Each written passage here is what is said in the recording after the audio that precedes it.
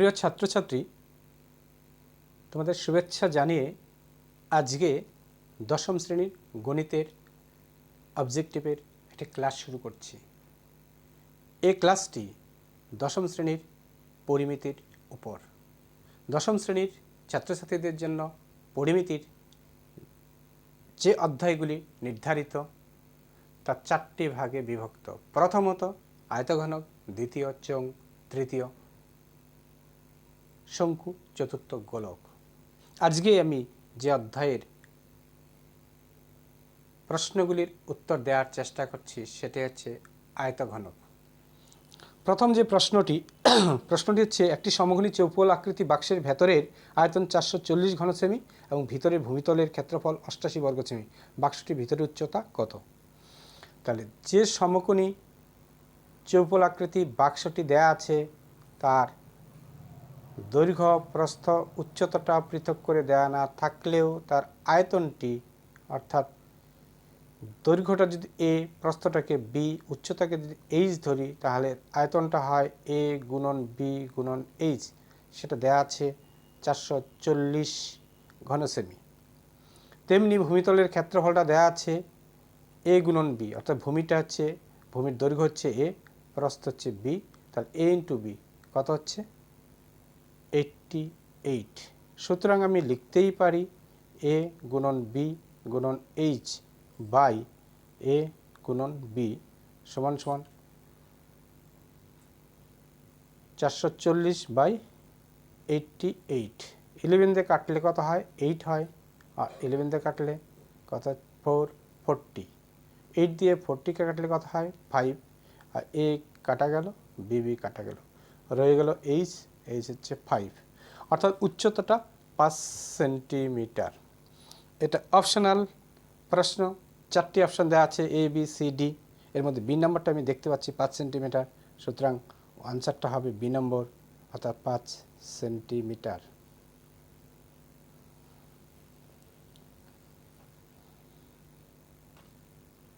দ্বিতীয় যে প্রশ্নটি, এটা আয়তঘনাকার গর্তের দৈর্ঘ্য 40 মিটার, প্রস্থ 12 মিটার, গভীরতা 16 মিটার। ওই গর্তের মধ্যে 5 মিটার, 4 মিটার ও 2 মিটার পুরু তক্তা রাখা যাবে ড্যাশ। প্রথমে আমরা সেই আয়তঘনাকার যে গর্তটি রয়েছে সেই গর্তটির আয়তন আগে জেনে নেব, তারপর তার মধ্যে কতটা তক্তা রাখা যাবে সেটা বের করার চেষ্টা করব।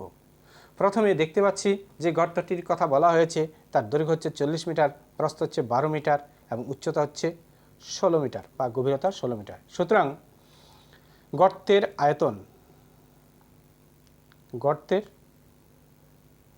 আয়তন কত? 40 গুণন 12 গুণন 16 ঘন মিটার। প্রতিটি তক্তার আয়তন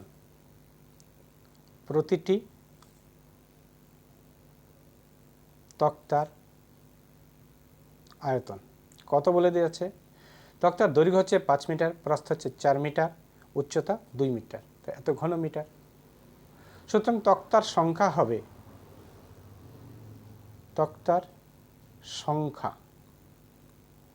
হবে কত?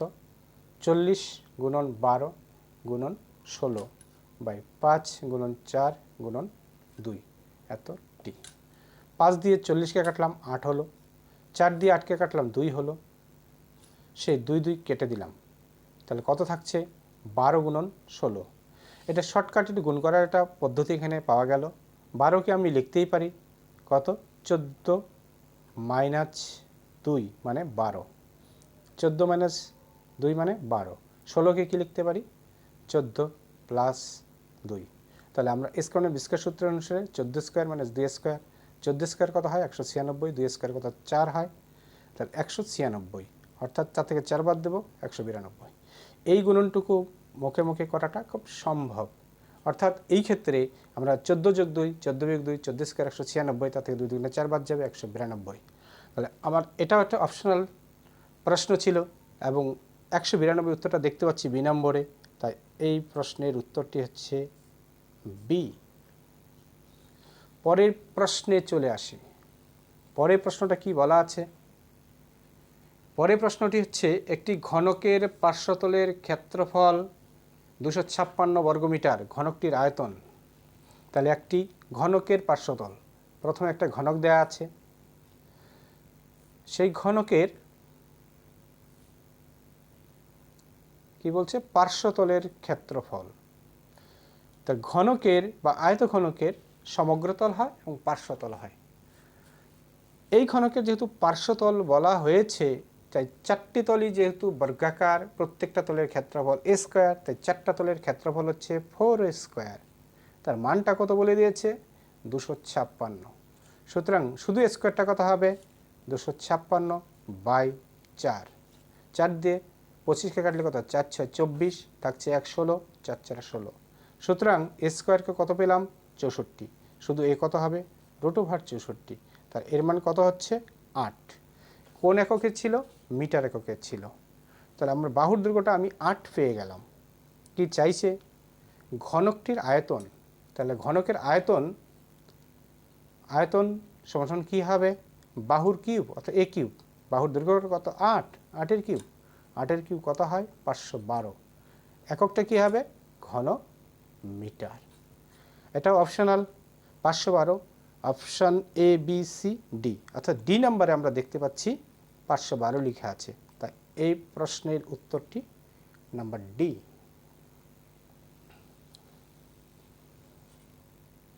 চলে আসি পরের প্রশ্নে, 4 নম্বর প্রশ্ন।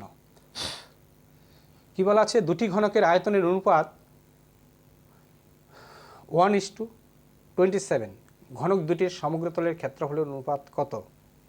অর্থাৎ দুটি ঘনকের আয়তন অনুপাত, প্রথম যে ঘনক তার বাহুর দৈর্ঘ্যটাকে এ ধরলাম, দ্বিতীয় যে ঘনক তার বাহুর দৈর্ঘ্যটাকে বি ধরলাম। কি বলা আছে? আয়তন অনুপাত। অর্থাৎ প্রথম ঘনকের বাহুর দৈর্ঘ্য এ হলে তার আয়তন হবে এ কিউব, দ্বিতীয় ঘনকের বাহুর দৈর্ঘ্য বি হয় তার আয়তন হবে বি কিউব। এ কিউব এবং বি কিউব এর অনুপাতটা কত দেওয়া আছে? 1:27, তাই 1/27। এটাকে আমি লিখতে পারি a/b তার হোল কিউব, আর 1/3 তার হচ্ছে হোল কিউব। কিউব কিউব কেটে দিলাম, তাই a/b কত দাঁড়ালো? 1/3। কি চাইছে? দুটি সমগ্রতলের ক্ষেত্রফলের অনুপাত, অর্থাৎ ঘনক দুটির সমগ্রতল। প্রথম ঘনকের সমগ্রতল 6 স্কোয়ার, দ্বিতীয় ঘনকের সমগ্রতল কত হবে? 6b square. 6 কেটে দিলাম, কি থাকছে? a square by B square. কী লিখতে পারি? a/b তার হোল স্কোয়ার। a/b এর মানটা আমরা আগেই পেয়ে গেছি 1/3 তার স্কোয়ার। তাহলে কত হচ্ছে? 1 স্কোয়ার 1, 3 স্কোয়ার কত? 9।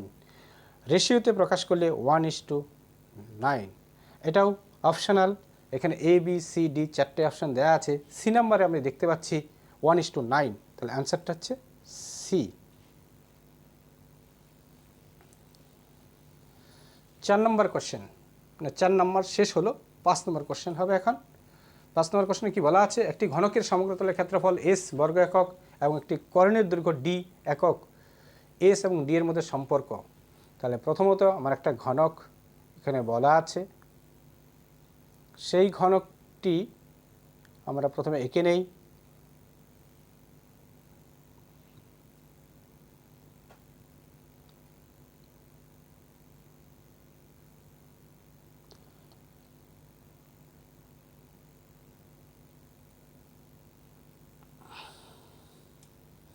ঘনকটির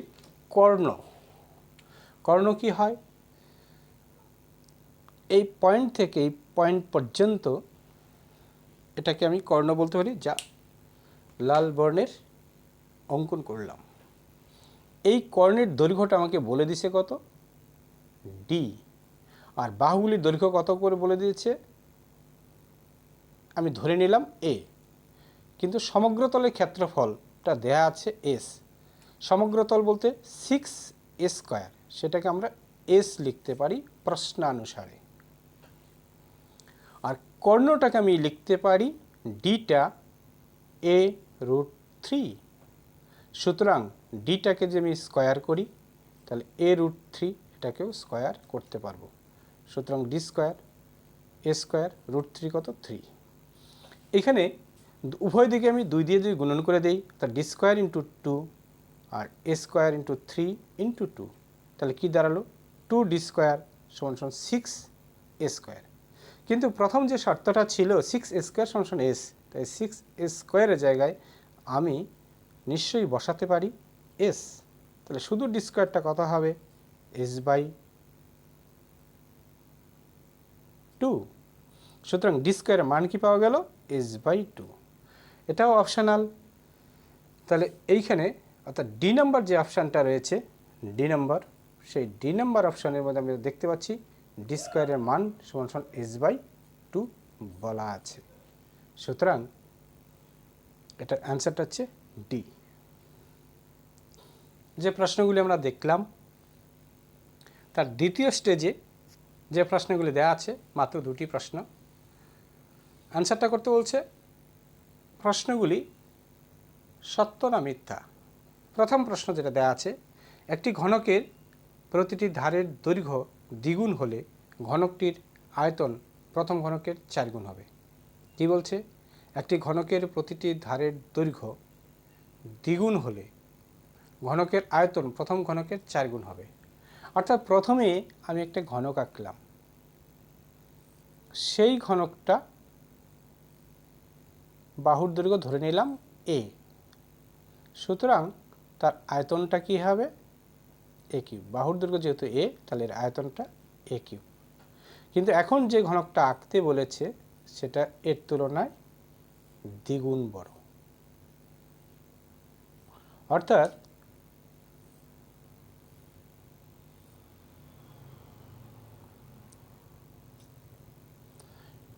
এর দৈর্ঘ্যটা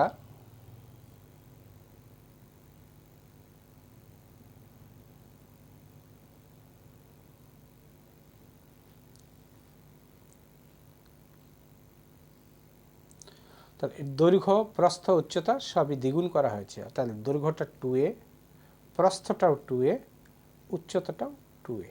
সুতরাং এর আয়তনটা কী হবে? বাহুর কিউব, অর্থাৎ 2a কিউব। কত হয়?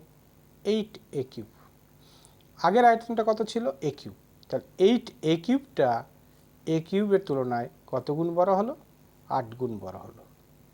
8 গুণ। অ্যান্সার আমার কি বলে দিচ্ছে? যে 4 গুণ বড়। তাহলে বিষয়টা নিশ্চয়ই মিথ্যা হলো। তাই এটা হচ্ছে অ্যান্সারটা হচ্ছে মিথ্যা। কারণ অ্যান্সারটা 8 গুণ দেয়া থাকলে তাহলে আমরা ঠিক বলতে পারতাম, দেয়া আছে 4 গুণ, তাই এটা মিথ্যা হলো। প্রথমটা চলে গেল। দ্বিতীয় প্রশ্ন। দ্বিতীয় প্রশ্নটা কি বলা আছে? বর্ষার সময় 2 হেক্টর জমিতে বৃষ্টিপাত 5 সেমি উচ্চতা হলে বৃষ্টির জলের আয়তন 1000 ঘনমিটার। উত্তর সংকেত। তাহলে 1 হেক্টর বলতে আমরা কি বুঝি সেটা আমাকে বুঝতে হবে প্রথমে। 1 হেক্টর, 1 হেক্টর বলতে 100 আর। আবার 1 আর কত হচ্ছে? তাহলে 1 আর হচ্ছে 100 বর্গ মিটার। তাহলে আমার কি দেওয়া ছিল? বর্ষার সময় 2 হেক্টর জমিতে বৃষ্টিপাত। তাহলে 2 হেক্টর বলতে মোটামুটি বোঝা যায় 2 গুণন 100 গুণন 100, এত বর্গ মিটার। জলের উচ্চতা 5 সেন্টিমিটার। জলের উচ্চতা 5 সেন্টিমিটার। সেন্টিমিটারটাকে আমি যদি মিটারে করি তাহলে 5 বাই কত লিখব? 100। তাহলে মিটার হয়ে যাবে। সুতরাং জলের আয়তন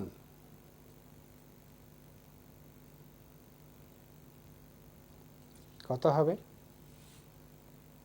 ভূমিতলের ক্ষেত্রফল 2 গুণন 100 গুণন 100 আর উচ্চতা হচ্ছে 5 বাই 100। এই দুটা শূন্য কেটে দিলাম, মানে একটা 100 চলে গেল। 5 দুগুণে 10 হলো আর দুটা শূন্য রয়ে গেছে। তাহলে 1000। তাহলে 1000 ঘন মিটার জলের পরিমাণ। অ্যান্সারটায় কি বলা আছে? 1000 ঘন মিটার। তাহলে নিশ্চয়ই উত্তরটা সত্য হলো, অর্থাৎ ঠিক আছে বা ট্রুথ। পরের যে প্রশ্নটা, তৃতীয় স্তরে যে প্রশ্নগুলি দেওয়া আছে সেগুলি হচ্ছে শূন্যস্থান পূরণ। প্রথম প্রশ্নটা কি? একটি সমকোণী চৌপলের কর্ণের সংখ্যা সমকোণী চৌপল কেমন হয়? সমকোণী চৌপল, অর্থাৎ ঘনক বলেনি, চৌপল বলেছে, তাই আয়তাকার রাখতেই পারি।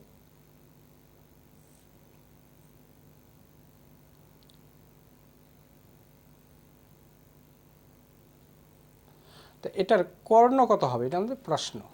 কর্ণগুলি আলাদা কালারে অঙ্কন করি। উপরের যে বিন্দুটা আছে ধরে নিলাম এটা এ, এটা বি, এটা সি, এটা ডি। চারটা বিন্দু থেকেই নিচের দিকে চারটা কর্ণ তৈরি হবে, অর্থাৎ এ থেকে নিচে বিন্দু পর্যন্ত, বি থেকে নিচে বিন্দু পর্যন্ত, সি থেকে নিচে বিন্দু পর্যন্ত এবং ডি থেকে নিচের আরেকটি বিন্দু পর্যন্ত। কি বোঝা গেল? অর্থাৎ চারটি কর্ণ অঙ্কন করা যাবে।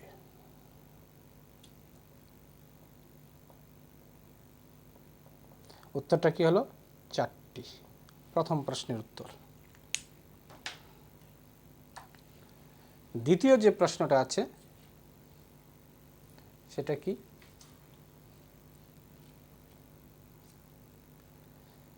একটি ঘনকের একটি তলের কর্ণের দৈর্ঘ্য ড্যাশ গুণন একটি ধারের দৈর্ঘ্য। অর্থাৎ যখন একটি ঘনকের, প্রথমে একটা ঘনক আঁকি, দেখা যাক। ঘনকের কি চাইছে?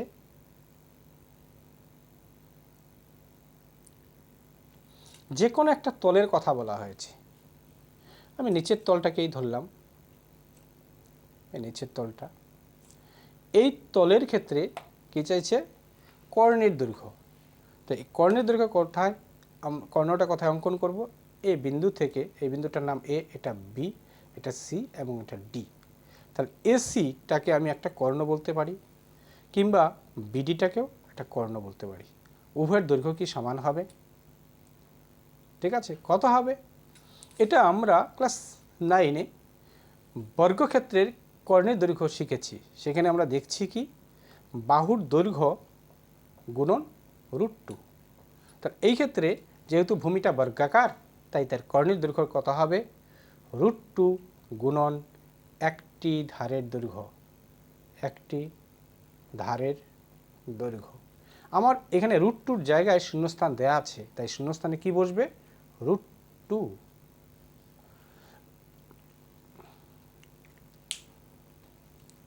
এটা প্রথম। দ্বিতীয় প্রশ্ন হলো, দ্বিতীয় প্রশ্নটা দেখি কি বলা আছে।